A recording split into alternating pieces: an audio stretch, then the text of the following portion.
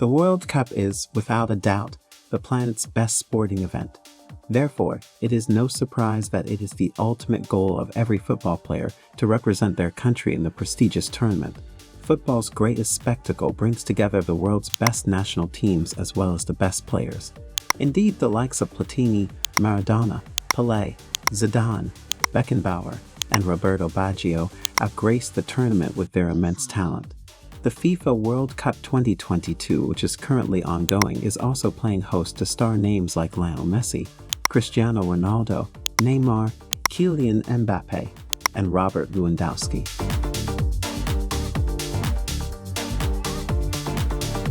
However, there are many other reputed footballers who have achieved great wonders in their club careers but have never appeared in the World Cup.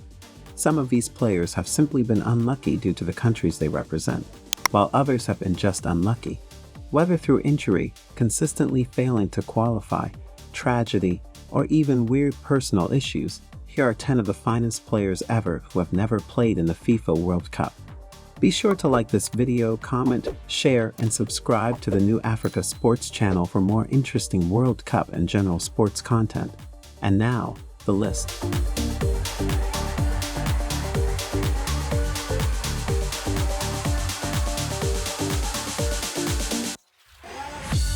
Much like Duncan Edwards on this list, tragedy also robbed the world of seeing Valentino Mazzola dazzle at the World Cup.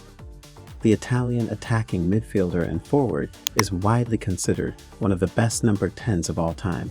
Some people even consider him Italy's greatest ever football talent over players like Paolo Maldini, Roberto Baggio, and Giuseppe Meazza.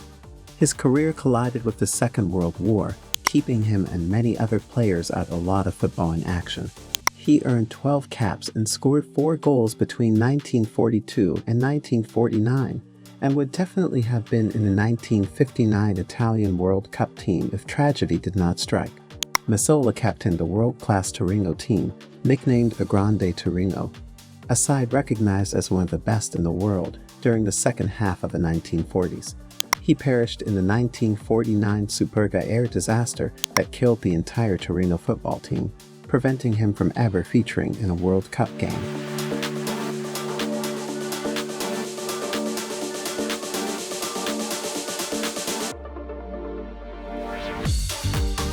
Abedi Pele was an incredible Ghanaian footballer who made a name for himself at Marseille in the early 90s. Abedi captained the Ghana national team and is widely regarded as one of the greatest African footballers of all time. He played a key role in Ghana, winning the 1982 African Cup of Nations trophy and was his country's highest goal scorer ever, before being surpassed by Asamoah Gyan in 2013.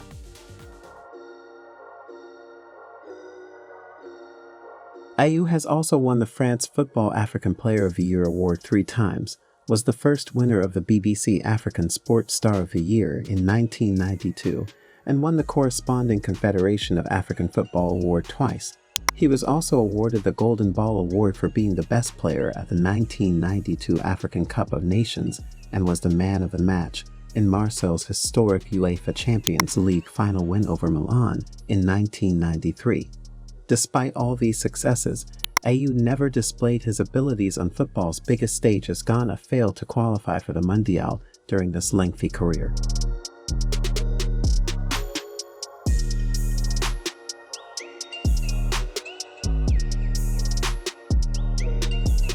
Laszlo Kubala was a Barcelona legend who was highly regarded for his impeccable dribbling and passing. The Hungarian international with Spanish citizenship represented Czechoslovakia, Hungary, and Spain in various international matches. As such, his story is very much like that of Alfredo Di Stefano.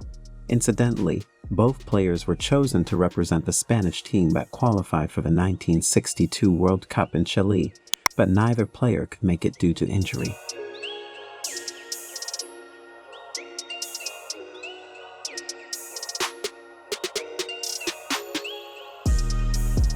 Ian Rush is undoubtedly one of British football's finest goal scorers, netting 383 goals throughout his illustrious club career. He took this prolific form to the national team, netting 28 times for Wales in 73 appearances. However, Rush's brilliance was never enough to drag Wales to the World Cup. Although he scored a hat-trick in Wales' 6-0 mauling of the Faroe Islands in the 1994 World Cup qualifiers, they were beaten 2-1 in Cardiff by a resilient Romania team in 1993, ending their hopes of qualifying for USA 1994. As such, the former Liverpool and Juventus forward never got to display his immense talent on football's greatest stage.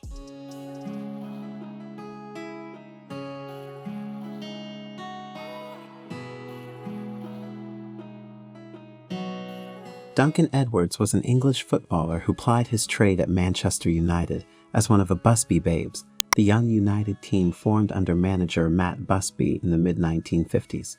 Duncan Edwards was highly regarded despite his young age, and when he debuted for England at 18 years and 183 days old in 1955, he was the youngest debutant since the Second World War. He went on to earn 18 England caps and established himself as a regular in the first 11.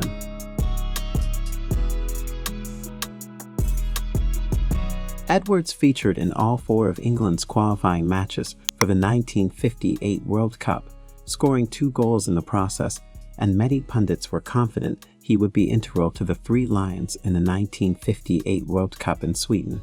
Sadly, a promising career was tragically truncated when Duncan Edwards succumbed to injuries sustained from the infamous Munich air disaster that killed 8 Manchester United players in February 1958. As such, the 1958 World Cup in June 1958 was without Duncan, as was every World Cup since then.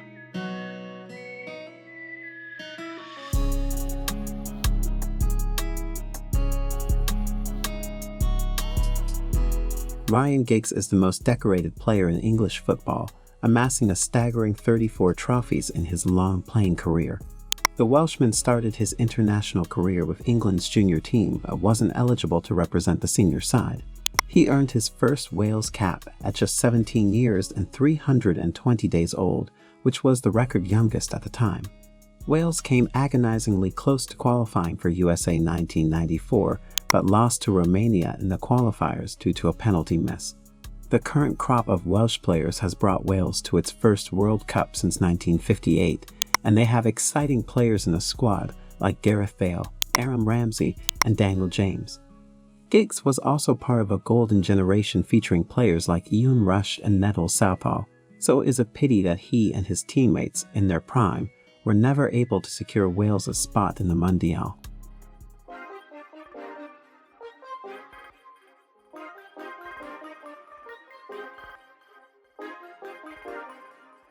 Eric Cantona is undoubtedly one of the few players who came pretty close to playing in the World Cup on 2 separate occasions, only to miss out in the end. The deadly Frenchman netted 161 goals in 432 appearances at the club level and is widely regarded as one of the greatest strikers in football history. The Premier League even inducted him into their Hall of Fame as one of its most legendary strikers. However, Cantona's temper was his Achilles heel, and it kept him from long spells with Le Blues. He was dropped from international matches after his outburst against coach Henry Michael's decision to axe him from the squad during one stage of qualifying for the 1990 World Cup.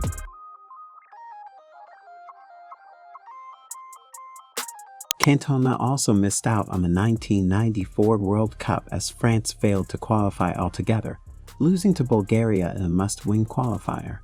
Le Blues qualified for the 1998 event as hosts, but Cantona missed out again after being stripped of his captaincy and dropped following a karate kick attack on a fan while playing for Manchester United against Crystal Palace in 1995.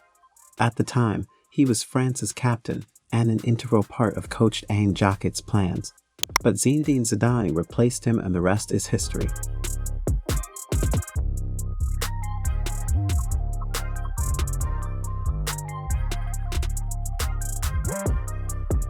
George Weah, the Liberian president.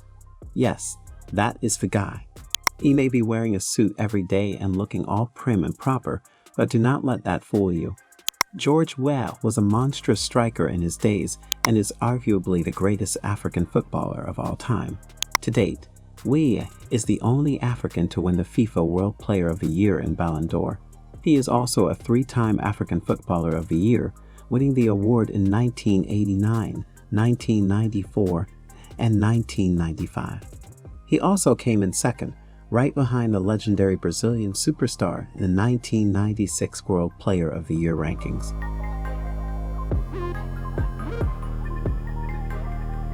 Weah reached the final of the European Cup Winners' Cup with Monaco in 1992 before moving to Paris Saint-Germain, where he racked up 32 goals in 96 games and won League One in 1994.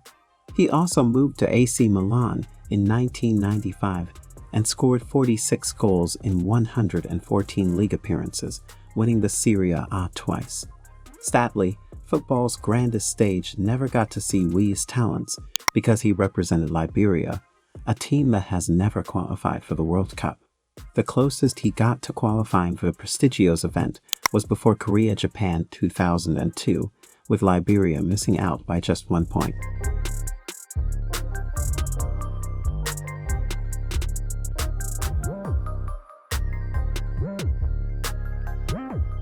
George Best was the #1 player to watch in the 1960s.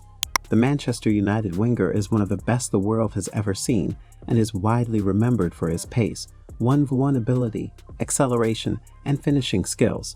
Best won many club and personal honors, including the European Cup and Ballon d'Or in 1968.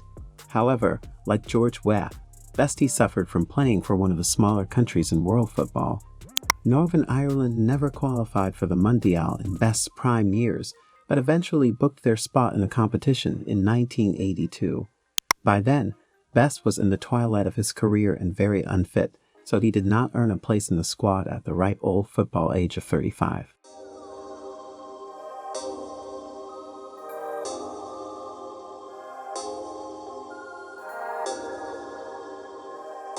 How unlucky does one have to be to represent 3 top teams and never make a single appearance for either at the World Cup?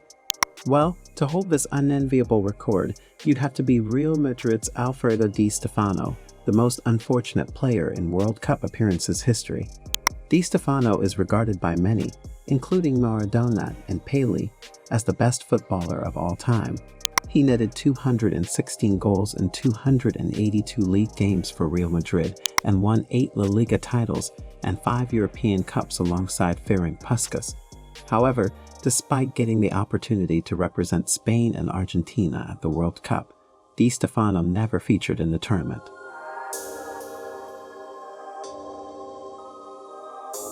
The Argentine maestro missed out on the 1950 World Cups, even though Argentina made it out of the qualifiers. He could not play for Argentina because he had already represented Colombia 4 times on the international stage. To complicate matters even further, Di Stefano acquired Spanish citizenship afterwards. As such, he represented Spain in its 1957 World Cup qualifying matches, but Spain were defeated by Switzerland and missed out on the tournament.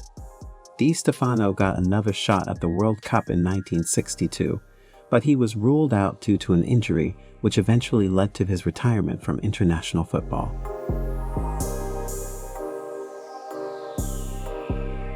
There are many other great legends of the game who have never featured in a World Cup game, including England's Matthew Le Tissier, Finland's Sami Hyypiä, Germany's Bernd Schuster, and Japan's Kazuyoshi Miura. To let us know which players you think deserved a spot on this list, and remember to subscribe to the channel for more interesting World Cup and general sports content. Be sure to watch also the next video on your screen, which looks at the 10 biggest players missing from the 2022 Qatar World Cup.